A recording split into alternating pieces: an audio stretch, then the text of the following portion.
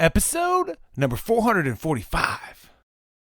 I just want to say thank you so much for rocking with your boy.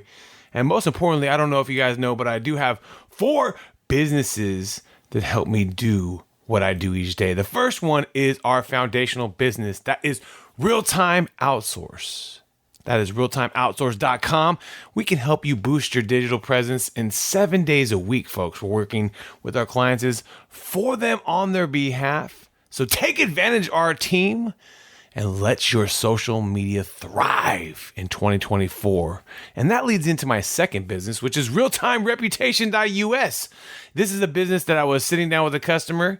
We were talking about their software that we could use to possibly power his reviews. And so we did eventually white labeled and now have our own software to help you power your business and get more customer feedback and online reviews 24 hours a day. Easy with an email list or a phone list.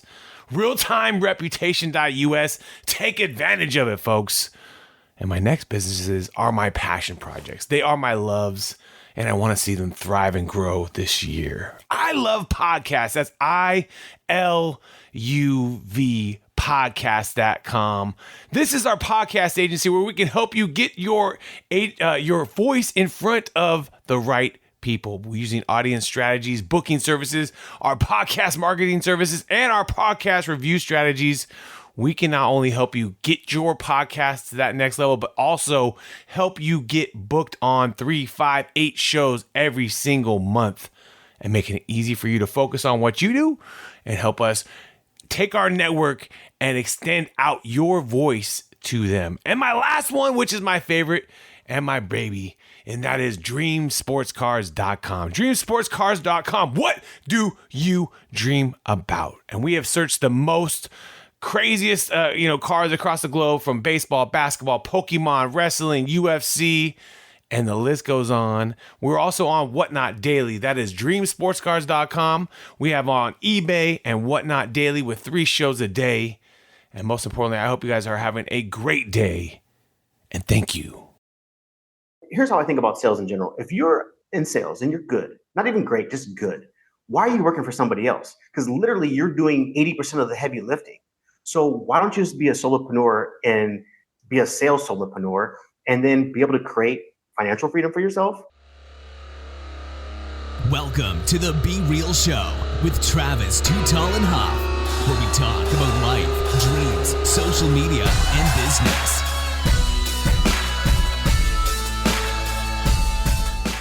Well, hello and welcome to the Be Real Show with Travis Too Tall and Huff. Folks, I hope you are fired up today, and I hope you are pumped and energized whenever you are listening to the show today, nights, weekends, mornings, or whenever, because that's the beauty of podcasts. As we know, you could be at the gym hitting squats and listen to your boy. But most importantly today, I think you're going to want to think about freedom in general. And can you create freedom for yourself? Can you create financial time, location, and mentality with my man, Jermane Cheathem? Jermane, are you ready to be real? Hell yeah, Travis. I'm ready, man. Let's do this, baby. My man talks about sales, productivity. We were getting into it earlier. He's in lifestyle and entrepreneurship. But most importantly, my dude lives in a different country usually, folks, every 1 to 3 months. Now, talk about the financial freedom, but talk about freedom in life to be able to do that. Thanks God to technology and many things like that. But more importantly, before we get into that, what drove you into being into business? Were you always into business, even as a kid, Jermane?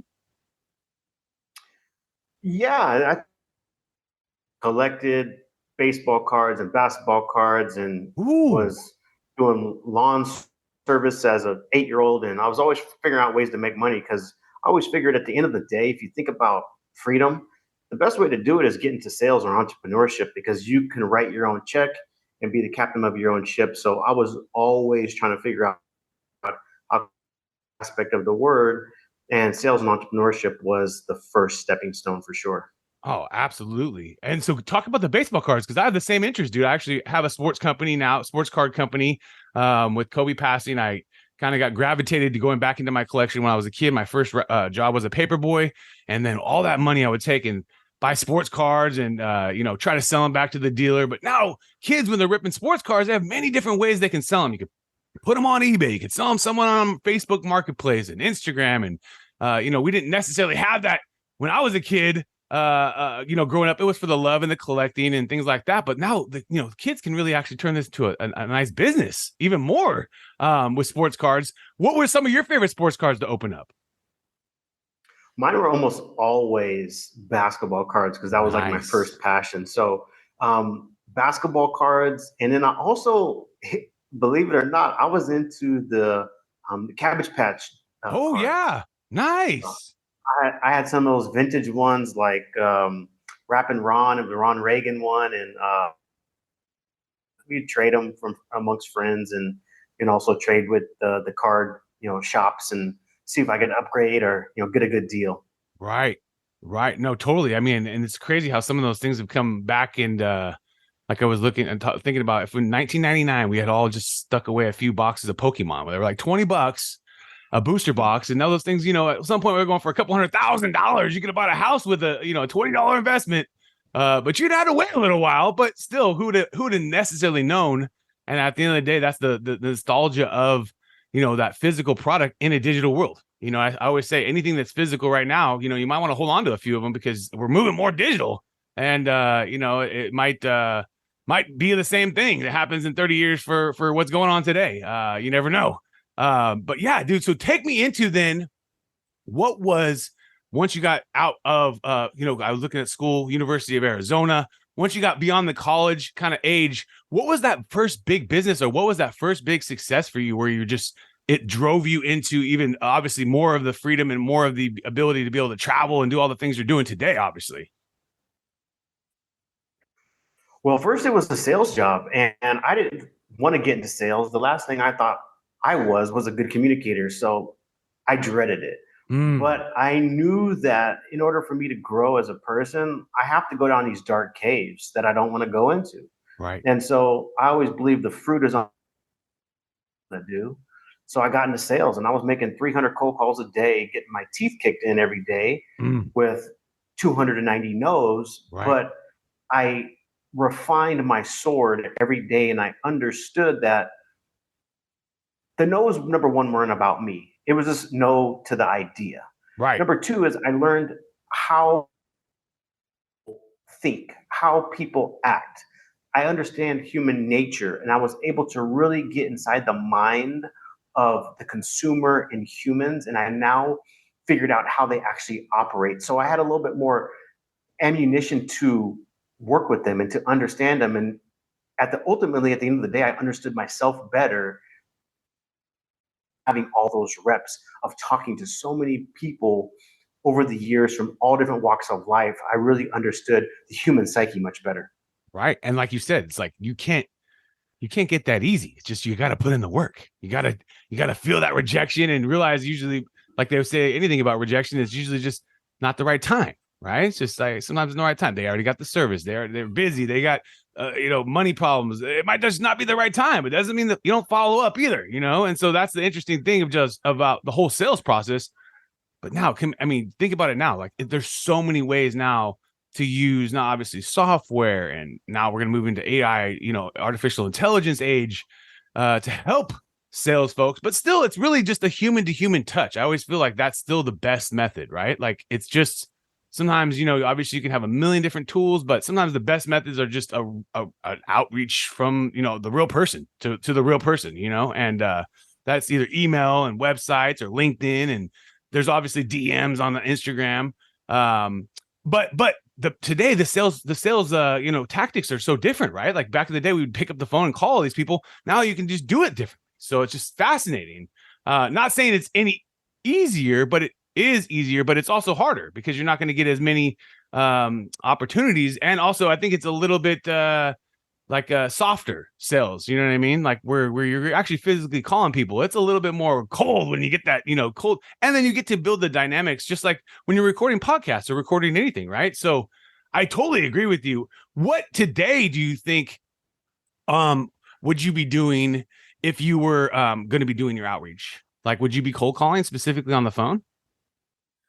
I personally think it's easier now today to do prospecting than it's ever been, because nobody picks up the phone and makes calls, Right. or leaves voicemails. Right. And everybody, if you're doing B2B, everybody in the B2B world picks up their phone because they think it might be a client. That's number one. Number two, Right. everybody in B2B or in general always listens to their voicemail. I can't tell you how many times people, A, don't ever call me, and B, never leave a voicemail because they're too scared to call. They're too scared to leave a voicemail. If you call somebody and leave an authentic voicemail, they're going to hear it. Maybe it's not the right time, but Right. you planted a seed in their mind of who you are and what you do. That's number one. Number two is there's no competition.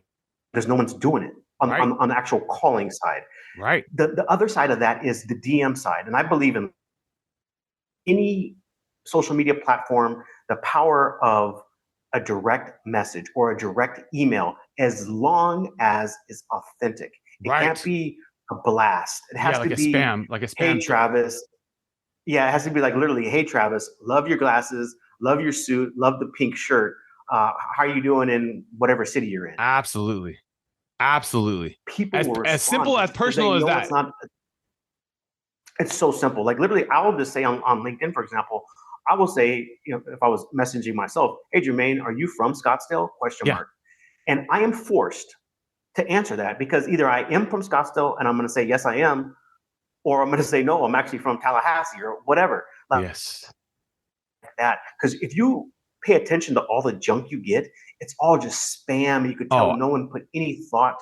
Like the shorter the message, the more impact it'll be. So I think it's easier now to stand out than any time, as long as you know who your avatar is and you know who you're speaking with. It's a cinch. I love that, dude. I think you hit on the head too with those two, because you can be, at scale, you can obviously reach out to people maybe outside your sphere of influence or things like that on DM, but be very short and personal about it so they know it was actually you.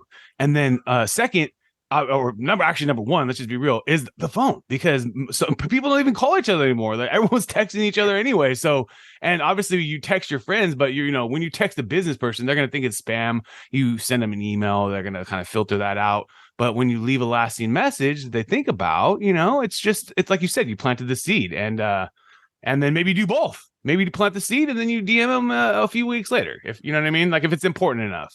But I think it's, like you said, is as simple as that.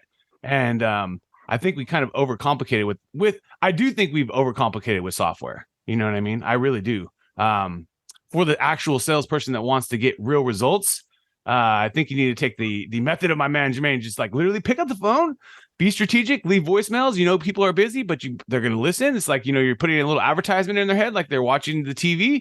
And then on the DM, like be very, very precise, but then also not so like we've all gotten a hunt. I mean, I'm sure you get blown up by like just time after time messages that are just being copied and pasted or roboted out to every prospect within their certain criteria, and then they just change the name.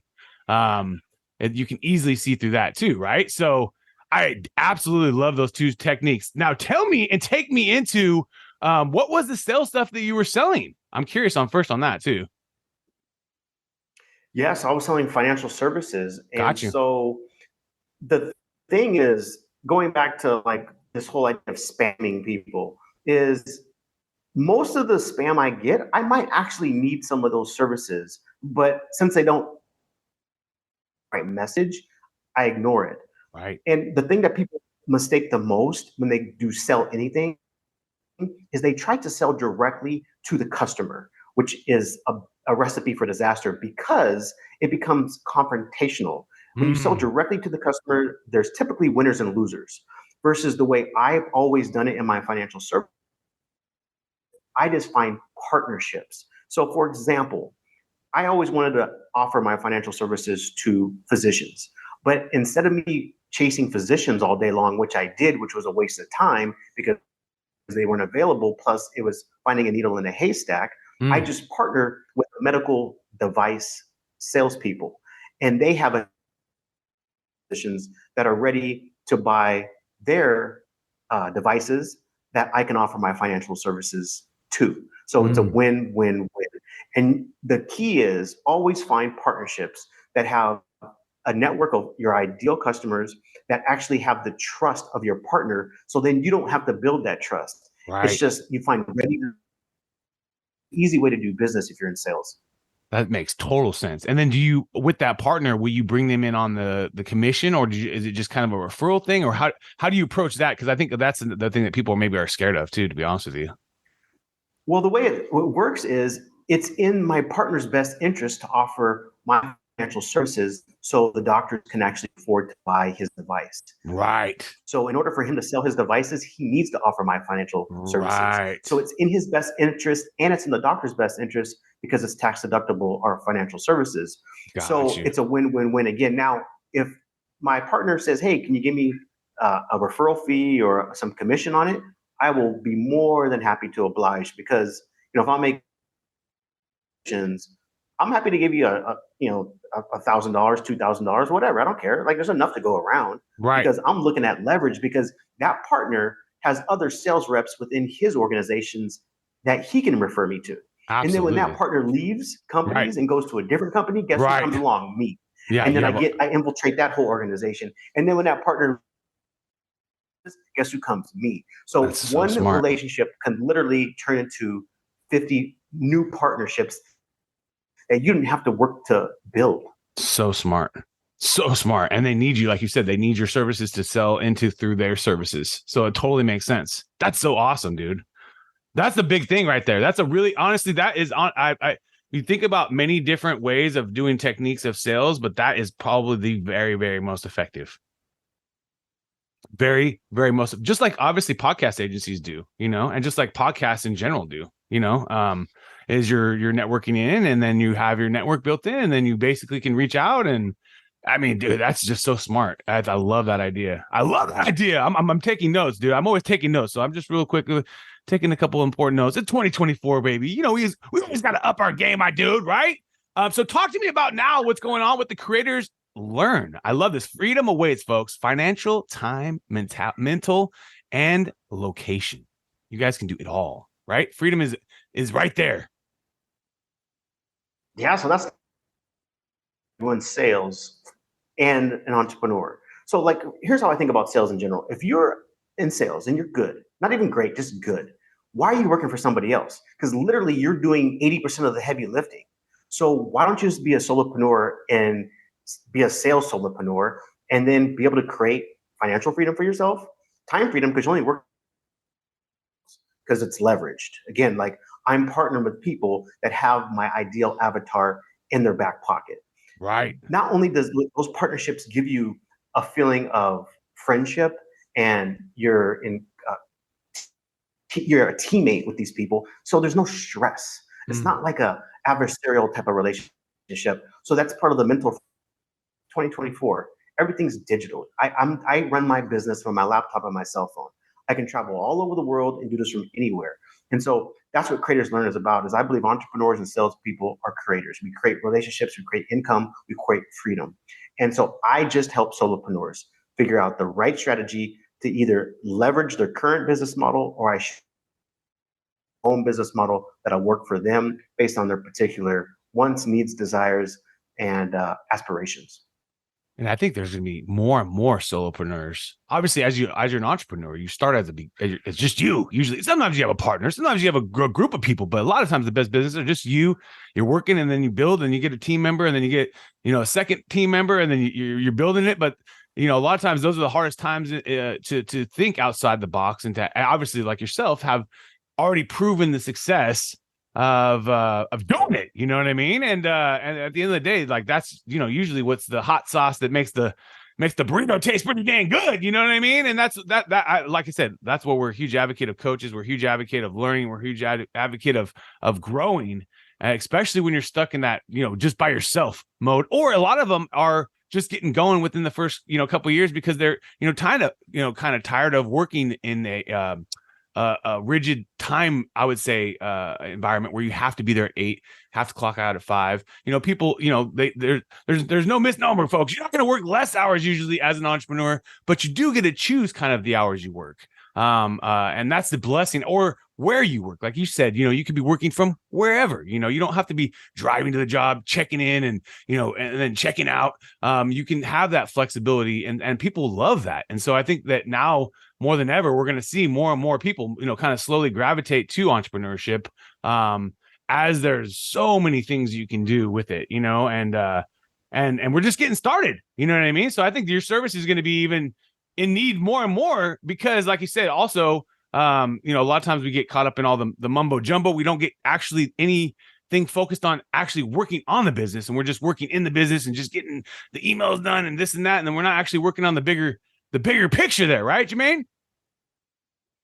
Yeah, I believe in simplicity, number one, and so I never work more than 4 hours a day.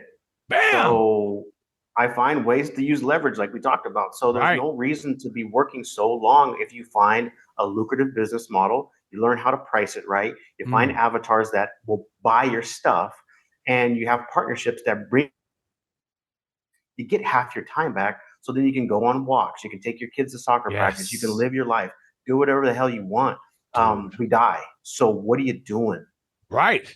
Yeah, you're wasting your life away just to earn an extra 30 cents. Like you said, the bottom line is time is the most valuable asset. And if you can get it done, folks, in 4 hours a day, which I think is absolutely done. We talk about the 4-hour work week, even with Tim Ferriss, obviously. That's a real, aggressive mindset, but still you can do it. There's people that have proven to do that. But like, you're absolutely right. You have these advertisers, you got the price right, and you also have partners that are have something, they're helping you bring all this new opportunities to you. You don't have to do all those things. I mean, as far as the outreach and the sales and the cold calling and a lot of those things have been facilitated. Which, like I said, most people in today's world are spending probably as a salesperson more than 50% of their time just trying to focus on the partner aspect of the business, right? Like trying to drive up that new business and getting the rejection, and you know what I mean, right? Wouldn't you think?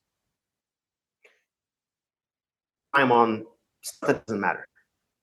So there's only one, maybe two things that you should be focused on. And in my consulting, I just focus people on who is the key partners. And then you only talk to them for 4 hours a day. Because if you do that, they do 90% of everything else. And then you get your time back, and these deals just get signed. Because guess what? If someone is referred by someone else, if they're going to trust that person because they're already in their network, they've trusted them before, they bought from them before, they've listened to them before, they already trust them. So if I'm brought into the fold, they're going to just human psychology. So I always suggest that you focus for 4 hours a day, just reaching out, either phone, text, email, DM authentically, especially on LinkedIn, to your ideal partners that have your perfect client in their network. Talk to them, tell them, and if your product is the right fit, they'll know why it's beneficial for them because the incentive structures are already aligned. And then guess what you do the rest of the afternoon? You go on walks, you go to the gym, you go chill out, you go play golf. I call it win before noon. I don't work afternoon. I just wake up, I start working for 4 hours, and at noon I am done. Dude. What I did for the first 4 hours of the day in the afternoon. And I start to iterate and find thought processes of how I can get a little bit better tomorrow. Maybe I'll change the copy on that LinkedIn message a little bit and see how that works. And you iterate every day. And guess what? You perfect business models, and then you get more time back with more income. That's what, obviously, and any person, obviously, if you're just starting out, or if you even got to a full level and you're scaled up and you got hundreds of employees, they're either stuck to the business like crazy, or they haven't figured out enough partnerships, right? So I totally agree with you. And I absolutely love this thought process of just focusing on these people that are essentially going to be your biggest trust advocates. They have your trusted customer right there with them. And there's a big advantage for them to obviously reach out to them and promote the services for you. And you get all that time back. Like you said, take a walk with your kids, go enjoy the day, breathe in the fresh air, meditate, or read a book, or work out too. That's another really good one you could do. Now, my man, we're about to get into our top 10 with you. Are you ready? Yes, sir. Apple or Android? Ooh, I've had battles with these two companies. If I had to say one, shit, they both have pros and cons. Right. Fuck, it's like a draw. It's a draw. It's a draw on that one. Okay, we can draw on that one. Netflix or YouTube? YouTube, Instagram or TikTok? TikTok, TikTok. Chicken or steak? steak, Laptop or a smartphone? smartphone, Spotify or Pandora? Spotify, Movies or video games? movies, Reading books or listening to books? listening to books, Stocks or real estate? stocks, Oceans or lakes? oceans. Oceans, baby. Let's go. Where would you go right now if you could? If you already are near oceans, but where would you go if you could go to an ocean right now? What ocean would you want to go to? I'd probably just fly back to Brazil. I was in Brazil for Nice. months, about 3 weeks ago. So yeah, it was nice. Is that one of your favorite places to visit? Oh, I got a lot. I've been to 50 countries, so it's hard to pick. Hard to pick, baby. What's your next country? What's your next 5? Colombia, which is still part of Argentina. So Okay. I don't know yet. I shoot from the hip. So maybe back to Brazil, maybe Colombia, maybe Europe. I don't know. Do you do that based on the vibe, or you just kind of plan it out, or you act like the next day you just are traveling? I'm curious because everyone travels differently. Yeah, I usually plan maybe if I plan within a week out. But if I'm going to a new country, I usually plan 2 to 3 weeks out. So it really just depends on weather. It depends on how long the flight is. I don't like a 14, 15-hour flight. I can do 5, 6, 7. And so I will usually try to get to a place where it's not too long of a flight. If it's transatlantic, whatever, but between 2 weeks to 30 days out and just kind of wing it. But it's still, you still have a little bit of planning, but you kind of wing it. That's kind of fun. I mean, I'm always curious about that because everyone does travel different. We've had some guests that have literally traveled, like you said, like almost every day in country, and they live in their backpack and they kind of just travel. And then there's some that are like you that are a little bit more strategic about it. I like that you can travel though. I mean, it's so fun to be able to see the world and experience the new foods and culture. It's obviously in some countries very humbling, and you can be very grateful for all the things that you've done in your hard work at Jermane to get where you've got, because you can see the difference in kind of financial income in some of these countries, I'm sure. And most importantly, like I said, that sometimes you realize these some of the happiest people too. So it's not necessarily all related to money, but there's a question I always ask my guests: when you're waking up in your morning, you're getting ready, pumped, energized for your day, why do you love being you? I love being me because I always accept life as if it's an adventure. And I embrace challenges. I actually look for challenges. I actually create. Otherwise, I'm bored. Like I just believe, like, at the end of the day, why not find new dark caves to go down? Right. And if you can make it out, there's going to be light on the other side. And chances are, if you're willing to go into a dark cave, you're going to make it out, just for the simple fact you have the fortitude. Absolutely. I was just recently hearing interviews with Andrew Huberman about the willpower gene. Basically, like if you challenge yourself each day with something that's like uncomfortable, and basically your body feels like it's uncomfortable, then essentially like does something crazy for your willpower. You know what I mean? And then like if that is just like, if you take ice baths every day and it's like no big deal to you, then it's like you need to find something different. Basically, it was just interesting, a fascinating thing. It's what you're saying, like go down the dark cave, no matter if it's in work, life, whatever, and then that's what keeps us going. You know, it's fascinating. There's like this new kind of research around it and stuff too about the willpower gene. But it's just all fascinating. Obviously, the world is crazy. If you could sit down, my dude, with anybody and chop it up to a steak dinner, who would you want to chop it up with?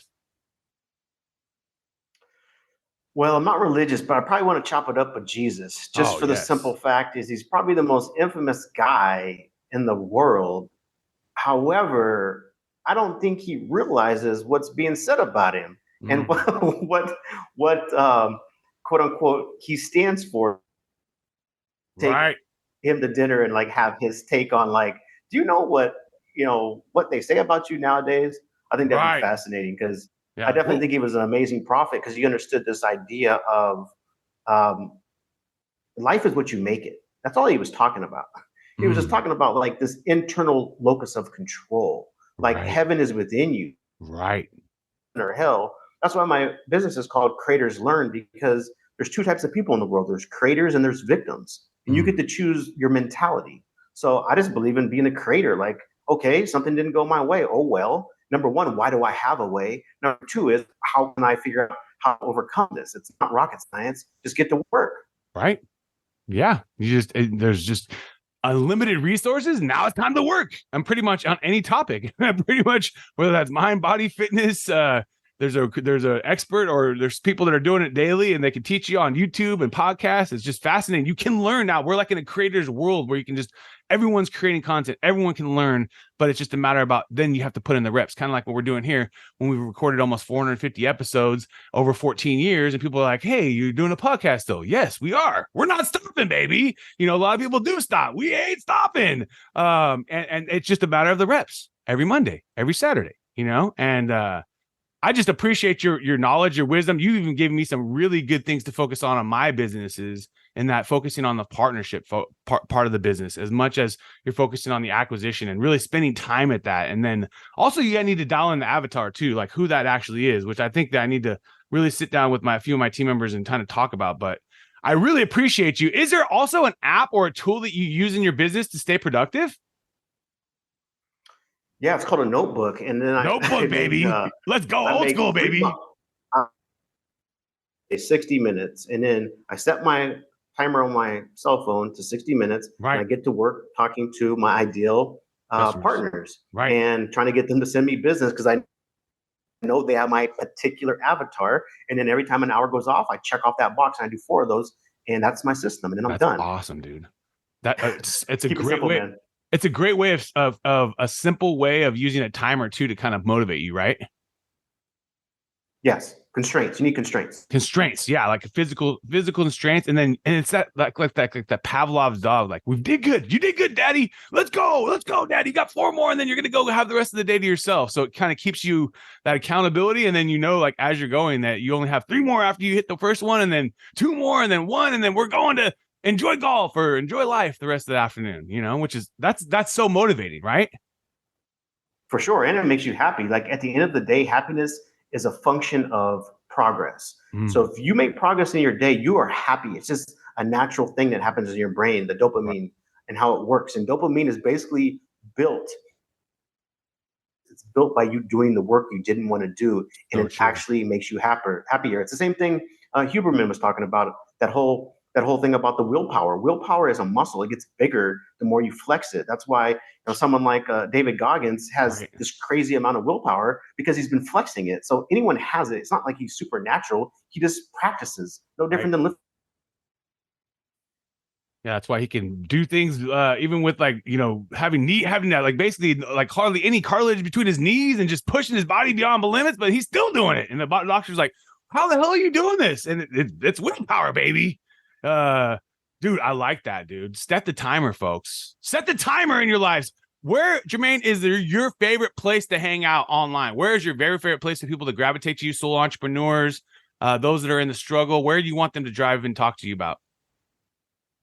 So the best place is going to be LinkedIn on the socials, and then always go to my website, creatorslearn.com, and reach out to me, say what's up, and we'll connect. Let's go, baby. I'm going to put both in the show notes, folks. I really, really appreciate you, Jermane, for coming on the show today, my dude. Thank you again for showing us that life is truly about freedom. And also, you can do it today, folks. Focus on those partners.